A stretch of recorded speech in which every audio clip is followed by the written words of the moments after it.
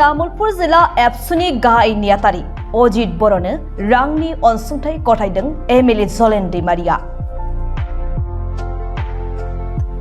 गोबाव सम एबसुआव थानानै बर' हारिनि थाखाय खामानि मावबोनाय तामुलपुर जिला दुमारिया गामिनि अजित बर'आ माखासे सान सिगांनिफ्रायनो किडनि बेरामजों भुगिनानै कलकातानि रबीन्द्रनाथ टेगर हस्पिटालाव फाहामथाय लागासिनो दं। तामुलपुर जिला दुलाराय बर' फरायसा आफादनि गिबियै गाहाय नेहाथारि बिबान रुजुननाय अजित बर'नो देहायारि फाहामथायनि थाखाय बियाबनि एमएलए जलेन दैमारिया दिनै फिन आरो रांनि अनसुंथाइ गथायदों।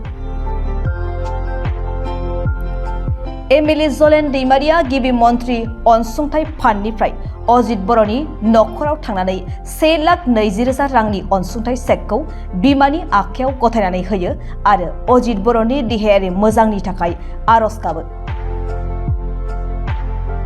बेजों लोगोसेयैनो बिटिआर सोरखारनिफ्रायबो बिथांखौ नांगौ बायदियै मदद खालामदों होनना फोरमायथियो एमएलए जलेन दैमारिया। मिन्थिनाय बादिब्ला आथिखालाव अजित बर'नि देहायारि थासारिया एसे मोजाङाव फैबाय होनना मिन्थिनो मोन्दों। तामुलपुर जिल्ला दुलाराय बर' फरायसा आफादनि मानगोनां गाहाय नेहाथारि अजित बर'आ गोबां समनिफ्रायनो किडनिनि प्रब्लेमाव गोलैनानै दङमोन। दा बेखौ बिटिआर सरकारनिफ्रायबो गोबां प्रमद बर' सार बिथाङा गोबां सहाय खालामदों। दा नैबे समाव आङो एमएलए हिसाबै हानायमानि सहाय खालामनो नाजादों। दा बेबायदियैनो दिनै बिथाङा केलकातायाव बिथांनि ट्रिटमेन्टआ प्राय जोब्बाय। बिथाङा खोब सम्भब 2 दानसोनि उनाव गावनि न'आव फैनो हासिगोन गावनि गाहाम देहाखौ लानानै। आरो दिनै बे समाव आङो बिथांनो चिफ मिनिस्टार रिलिफ फान्डनिफ्राय 1,20,000 रां बिथांनो आं दिनैहाय बेवहाय जों अनसुंथाइ होनो फैदों। दा बे हिसाबै तामुलपुर समस्तिनि सिङाव गोबां किडनिनि प्रब्लेम दङ।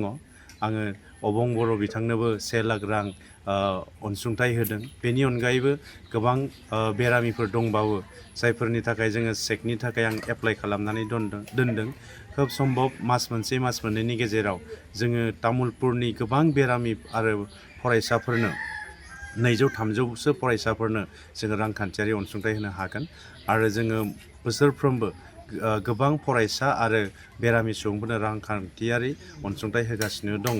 दा बेखायनो बिथांनि नखरा जाहाथे आरोबाव फिन आगोलनि बायदि मोनसे गोग्गो देहा मोननो हाथों, आं बेखौनो आफा बोराइ बाथौनि सेराव आरज गाबबाय।